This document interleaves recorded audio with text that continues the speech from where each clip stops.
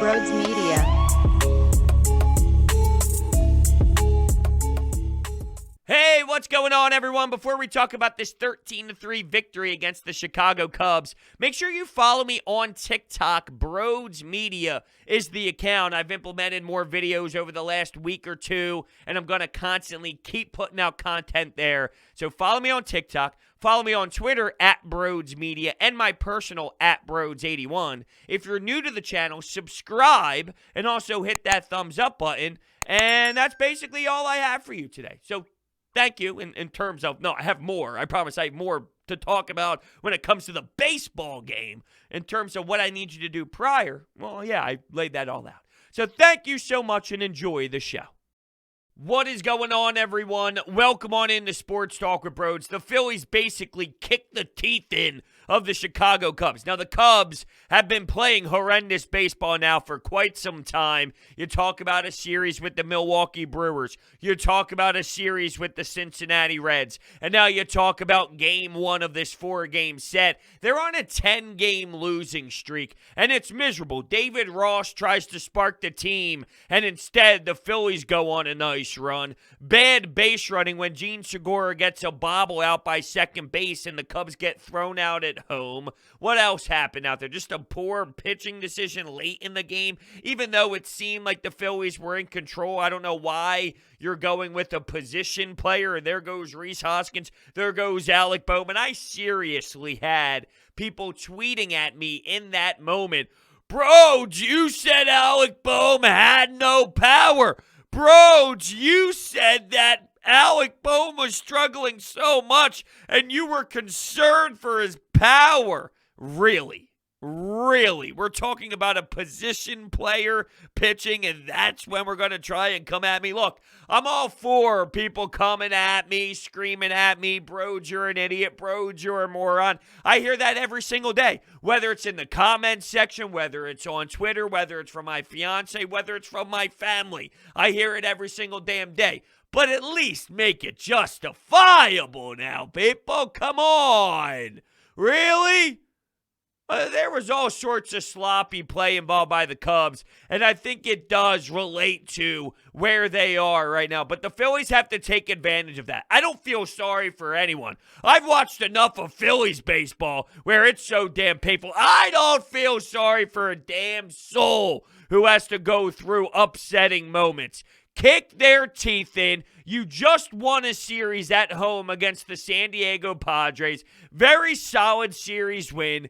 Keep it going. Keep it, in a positive way. And oh, by the way, here comes Jake Arrieta. So that should be very intriguing as we await this next matchup. Now, I will say, as a Phillies fan, though, it's so deflating knowing that Matt Moore is on the mound. Nothing makes me less excited. I'd rather watch Spencer Howard go 2 innings. I'd rather watch Vince Velasquez struggle at times and then have some nice moments as well. He does have some outings this season where he goes 6 strong, and it's very important. And then, he falls flat on his face others. But I'll take that any day. I'll probably even take a Chase Anderson over Matt Moore. Nothing makes me more miserable than watching Matt Moore. Early, we got bases loaded. He ended up getting 2 strikeouts to get out of that jam. But still, it's not fun. He stinks. He's awful. And he's a hate to face. Matt Moore is a hate to face for me. And unfortunately, we are stuck with him. He allowed 2 bombs, 1 to Marisnik. Jeez. Now, Andrew Knapp followed up off Davies with an amazing home run that was absolutely crushed out of the park. But then Matt Moore falls behind a Javier Baez 3-1 count. Some inside fastball calls that were off the plate. It was out of the zone. Close. I will admit it was close, but it was off the plate for sure. A 3-1 pitch. Yeah, let's see if Javier Baez can do this. Let's see if I can challenge Javier Baez and beat him. What are you thinking, Matt? Or do you think you're Jacob deGrom? Because you're not.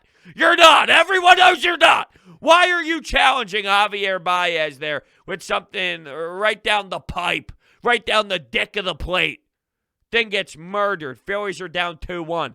Luckily, Didi Gregorius continues this hot streak right out of the gate, coming back from injury. He launches one over the fence. It's a 2-2 game. In the sixth is what made me smile. And it all started with Bryce Harper and the controversy, if you will, about where Bryce Harper is so far this season with his solo home runs.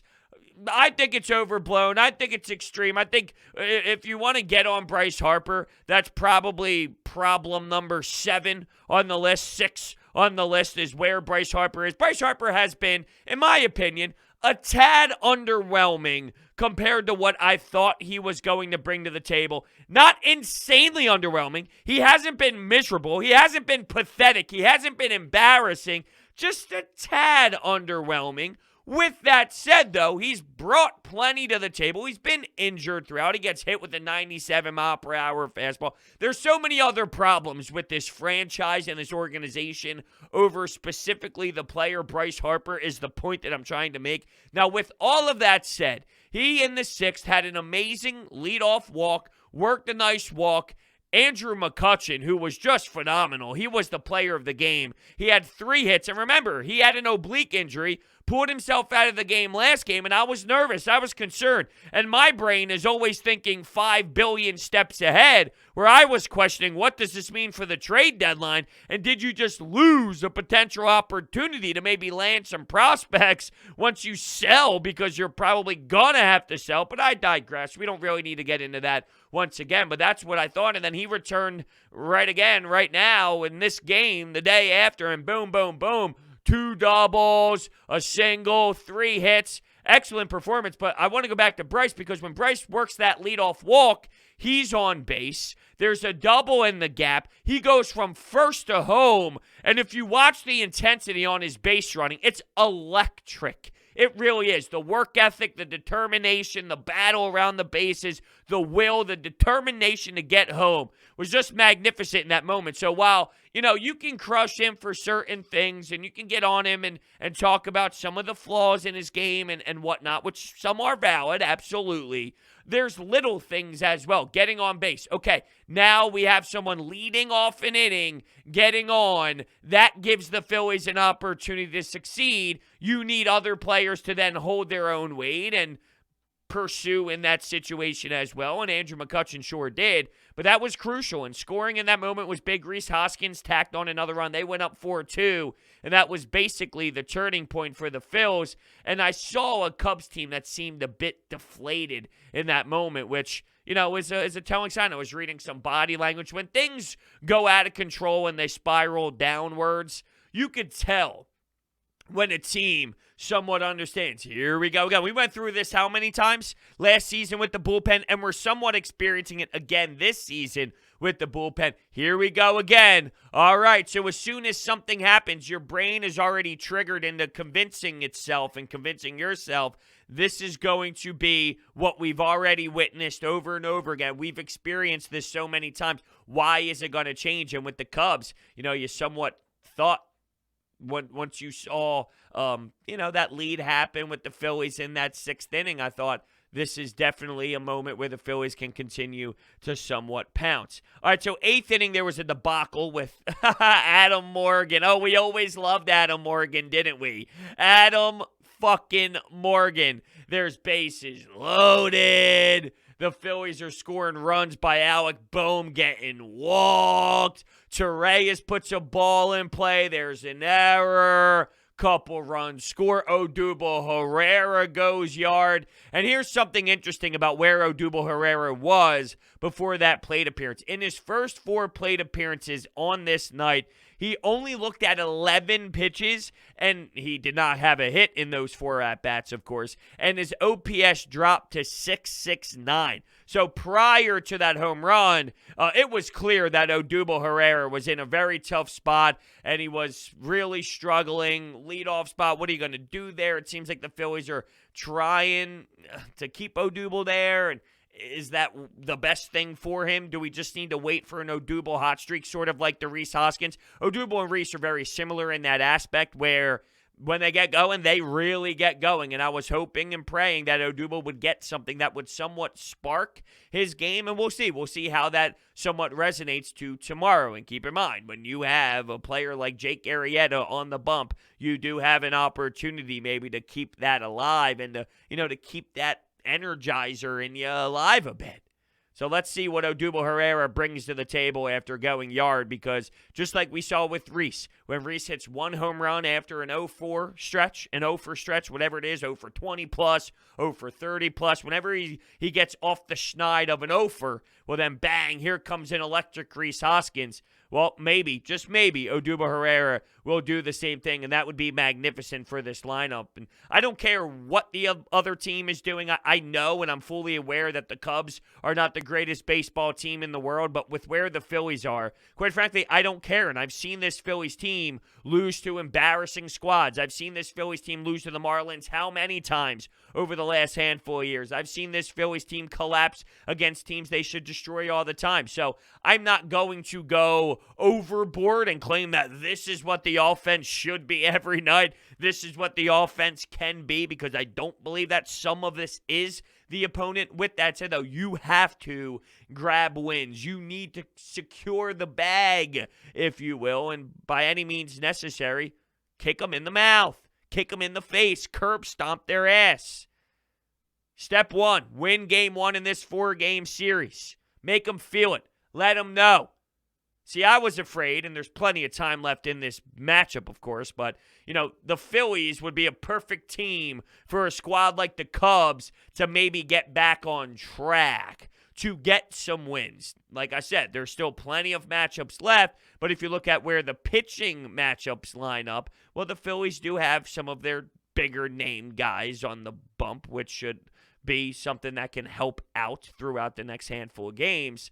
But, yeah, we'll see. So, the bullpen, Connor Brogdon came in and probably pitched the best 2 innings we've seen in quite some time. And he had a phenomenal catch as well, with a ball line drive right back at his face. His glove perfectly placed, catches the baseball, and he was magnificent. We need Connor Brogdon to be this version of Connor Brogdon. We've seen it before, and then he fell off, and there was a bit of a mental spot where he couldn't get over that hump, and he was trying to find who he was again. And this was that. There's no doubt that this was the Connor Brogdon that we saw previously in the season, where we went, hold on a second, do we have something here? Hold on a second, is there something in his game? He seems to have that attitude. He seems to kind of have that swag a bit. He definitely lost the confidence, lost the swagger, just like Odubel, just like Rhys Hoskins. One good outing, one strong performance, one good session where you're going 2 innings and you were dynamite. Maybe that's enough to get Connor Brogdon back on board, at least for a little bit of a stretch, right? This team needs to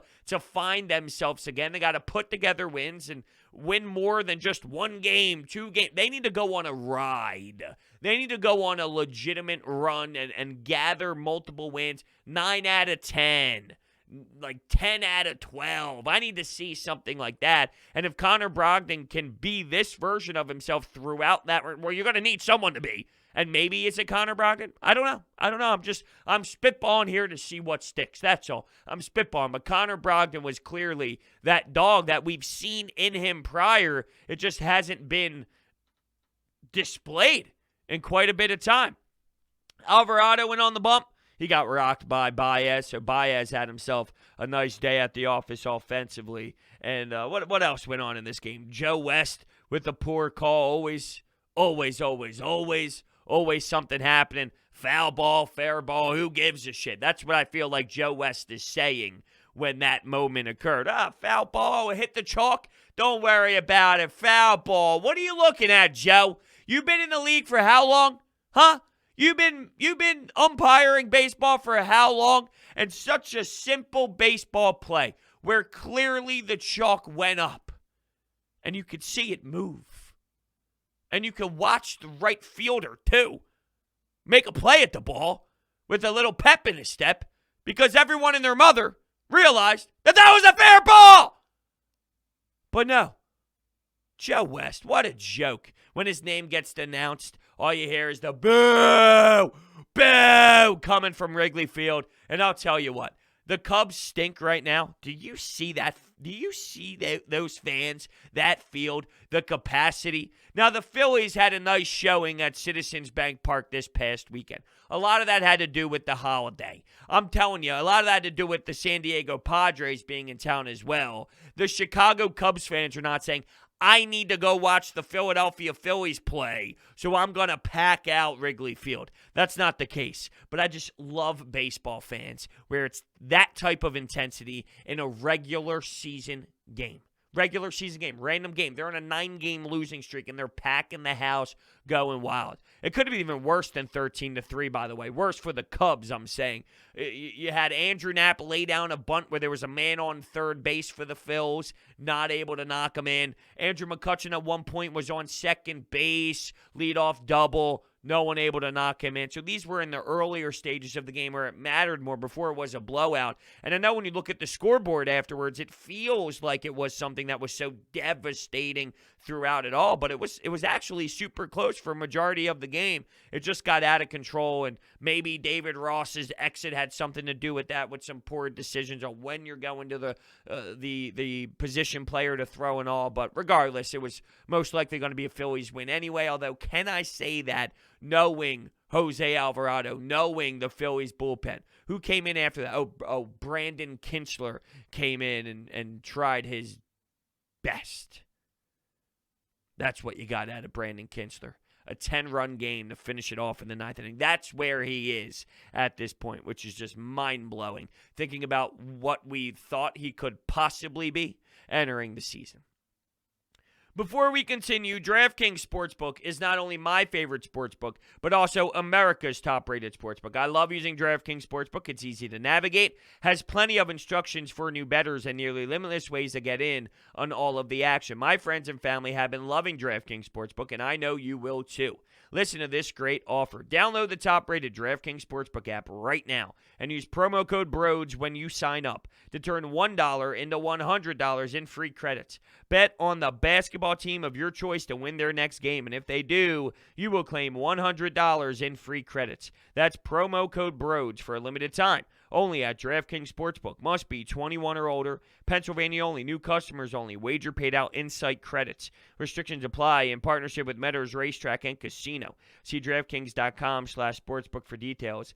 Gambling problem? Call 1-800-GAMBLER. Archie Bradley actually had a run at it too before Alvarado came in, and just pointing out the bullpen. That's all I'm doing. This game, the bullpen was fine. The bullpen was not an issue.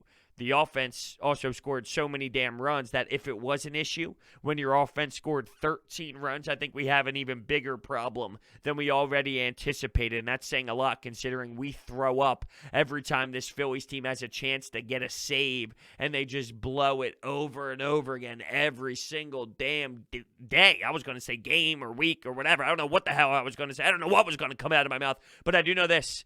The Phillies normally blow every situation possible. They did not today, and that's your positive, your Rhys Hoskins positive of the day. Is that what we're going to have to do? Are we going to have to implement that somehow into the post-game show, into the post-game podcast? The Rhys Hoskins positive of the day. You have that, the fact that the Phillies didn't blow it. Alec Boehm had a nice catch over at third base earlier in the game. Connor Brogdon was a positive of the day. Andrew McCutchen was a positive of the day after the oblique injury yesterday. There's your positives, Reese, for your little notepad, for your little book, for your agenda, for your diary, journal, whatever you're writing, for your positives of the day, Reese. There it is. Okay, so we have some text messages. We also have a phone call here. Let's hear from the Anytime Hotline, from the reaction of the people after a beatdown by the Phils. Hey, bro, it's a great win today for tonight for this miserable Phillies team. I have two questions. One, what's your opinion on Eric Sogard pitching for the Cubs when they're only down 10-3? It just feels like a weird move by David Ross. And two, what do you think about Bryce Harper not making the All-Star game? Because in my opinion, I think it was a snub. I think he deserved it over Jake Muto for one, and over Chris Taylor, who made it over him as one of the reserves. Thanks. Well, thank you so much for the call. You got to remember, though, with David Ross, he wasn't in the game at the time of that decision. So that's probably a factor in what happened there. I don't know. Would David Ross make the same decision? I'm not necessarily sure. I don't know. I don't have the answer. I wish I could tell you that, because if I could, then I'd have some special power and I'd probably be a billionaire. But that's not the case, unfortunately. So with Bryce Harper not making the All-Star game, hitting 266, 14 home runs, I mean, it's not anything where it's, wow, this guy got snubbed, this guy got robbed. I said this from the jump. Bryce Harper, and the problem, too, is the RBI, the lack of the RBI. 2 years ago, before the shortened season, he had 114 RBIs with basically 100 walks. He had 99 walks to go with his 260 batting average. Nope. 260 batting average that season. So there was a lot more intangibles, a lot more little things going on. Even though they're not little things, they are important. Knocking in runs is extremely important, and getting walks is also important. Sometimes it gets overvalued, like with Carlos Santana when he was here and with Rhys Hoskins in previous seasons. But Bryce Harper's naturally going to get walked a lot because players are afraid to pitch to him. That season, he also had 35 homers.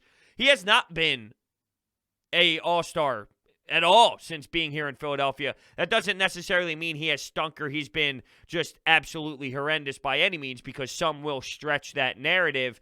For this year's All-Star game and looking at it specifically, are there other names out there that are kind of weird on the list? Sure. There's always going to be fringe guys in any All-Star game in general, in any league, the NBA, the fringe All-Star guys. Well, who didn't make it? Who could have made it over some of those other players? I mean, that's going to be a conversation in general. With Bryce, though, I mean, I can't say that I'm shocked. I can't say that I'm stunned, and I can't say that he 1,000% deserves to be in it. Now, I have been on the side of not bashing Bryce Harper as much as others.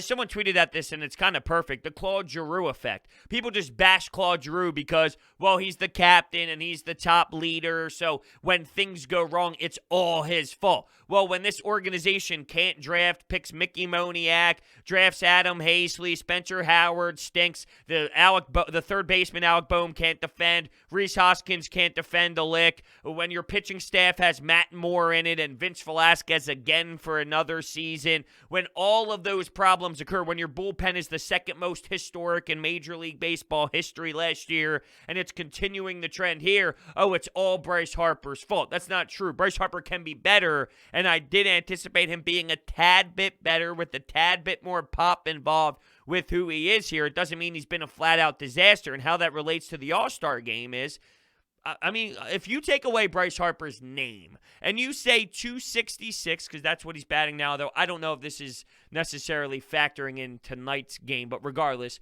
266, 14 home runs, and 26 RBI with 7 stolen bases. Are you screaming for that individual to get into the All-Star game if his name is not Bryce Harper? No, sometimes that has something to do with it. Absolutely. Popularity in a sport, well, guess what? Sometimes those players who don't have the numbers statistically to back it up fully will get the nod, will get the benefit of the doubt, will get the fan votes, will get everything because, well, it's Bryce Harper. It's a big name, and people want to see him play in a game that, to me, is very entertaining. I love the MLB All-Star Game. It's my favorite All-Star Game out there, and it's very enjoyable.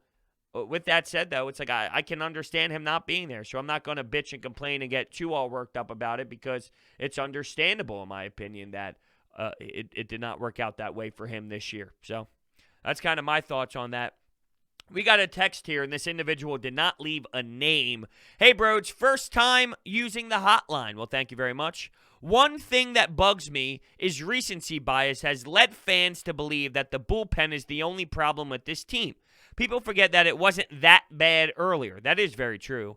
Yes, the bullpen leads the league in blown saves, but that number's misleading. You could say if we had a bullpen, we would be in first place, but you could say also if we were better defensively or didn't have runners on base, we would also be in first place. Yeah, I don't like if you didn't blow X amount of games, you'd be in first place. I mean, that's baseball. I mean, that's literally baseball. One of the reasons why you're not good is because of that, and you make a great point. It's not only the bullpen. Sometimes majority of the time, I would say, you're forcing some of these pitchers to stay out there. There should be a double play to end the game. You should have 1 out instead of 0 outs. Well, now the lead gets blown with 2 outs in the 9th when you should have had that original out earlier. Would have been 3 outs and the game's already over. You're forcing your pitchers to have to throw more pitches. That happens with starters, and it happens with your bullpen too. Hector Neris being out there, it happens. Jose Alvarado, it happens. If they try anybody else, it happens. I mean, it happens literally all the time. Their defense